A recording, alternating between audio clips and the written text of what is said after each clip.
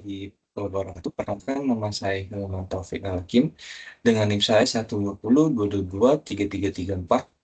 Saya dari program studi S1 Sistem Informasi dengan peminatan saya yaitu Enterprise Data Management. Pada kesempatan kali ini saya akan mengidentifikasi dan menganalisis, memprediksi bagaimana perkembangan dunia kerja di bidang teknologi informasi, khususnya untuk profesional data di masa yang mendatang pada range tahun 2025 sampai 2030. Dan juga saya akan mengidentifikasi apa saja hard skill dan soft skill yang wajib dipelajari di masa yang akan mendatang. Itu peran pertama, itu pemanfaatan AI dan machine learning. Di tahun 2030, AI dan machine learning bukan lagi sekedar eksperimen, tetapi harus menjadi inti dari operasi di suatu perusahaan. Nah, ini memberikan dampak langsung kepada kita sebagai profesional data. Perusahaan tidak akan membangun AI yang ada tanpa adanya data yang bersih, terstruktur, dan dikelola dengan baik. Artinya, peran sebagai profesional data atau spesialis data, data analisis, data analitik, itu penting untuk menyiapkan data, memastikan kualitas data, dan membangun pipeline data yang efisien akan menjadi semakin krusial. Itu tren yang kedua, yaitu mengadopsi penuh platform data berbasis cloud atau cloud data. Perusahaan sedikit demi sedikit akan meninggalkan data center dan beralih kepada cloud data. Contohnya seperti AWS, Google Cloud, atau Azure. Ini berarti profesi kita sebagai profesional data tidak lagi hanya mengelola database tradisional, tetapi harus mahir juga mengelola database seperti data lake, data warehouse modern, dan arsitektur data yang terdistribusi di multi-cloud. Dan yang ketiga itu meningkatkan fokus pada tata kelola dan privasi data.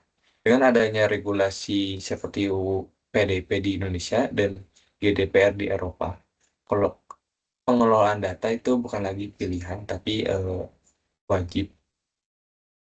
Profesional data akan berada di garda terdepan untuk memastikan data dalam perusahaan itu aman, bersih, dan efisien, dan patuh terhadap regulasi yang ada. Itu memastikan ini akan menjadi nilai jual sebagai profesional data yang dapat memahami tentang regulasi itu akan menjadi semakin tinggi. Yang selanjutnya saya akan mengidentifikasi hard skill, yaitu yang pertama manajemen platform data berbasis cloud. Nah, platform data berbasis cloud ini bukan lagi sekedar tahu, tapi kita harus mahir menggunakan layanan seperti Amazon S3, Google BigQuery, dan atau Azure Snap Analysis untuk membangun dan mengelola arsitektur data modern. Yang kedua itu rekayasa untuk AI atau machine learning. Kemampuan untuk membangun pipeline data yang lebih efisien menggunakan tools seperti Apache Spark, Airflow, dan memahami cara menyimpan dataset yang siap dipakai oleh tim data science. Yang ketiga yaitu mengimplementasikan tata kelola dan keamanan. Nah, jadi juga termasuk kemampuan menggunakan tools data governance seperti Collibra atau Alation, serta memahami konsep teknis keamanan seperti data enkripsi, data masking, dan manajemen akses data. Oke, selanjutnya saya akan mengidentifikasi apa saja soft skill yang harus kita kuasai, yaitu yang pertama ada komunikasi dan storytelling terhadap data. Kemampuan untuk menerjemahkan temuan teknis yang kompleks menjadi data-data yang mudah dipahami oleh para petinggi-petinggi yang ada di perusahaan maupun di departemen. Yang kedua yaitu pemecahan masalah analitik.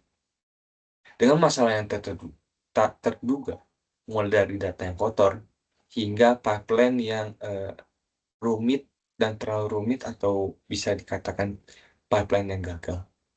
Itu kemampuan untuk menganalisis akar masalah dan mencari solusi secara sistematis itu sangatlah penting.